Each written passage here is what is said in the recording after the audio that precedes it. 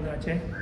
Pada hari ini saya sudah melaksanakan booster pertama ya, atau yang ketiga, vaksinasi ketiga. Setelah saya mengalami vaksinasi ini, alhamdulillah badan saya sehat, ya, tidak terjadi apa-apa. Mudah-mudahan ini menjadi juga contoh buat yang lain, supaya mari kita ikut vaksinasi agar badan kita tetap sehat.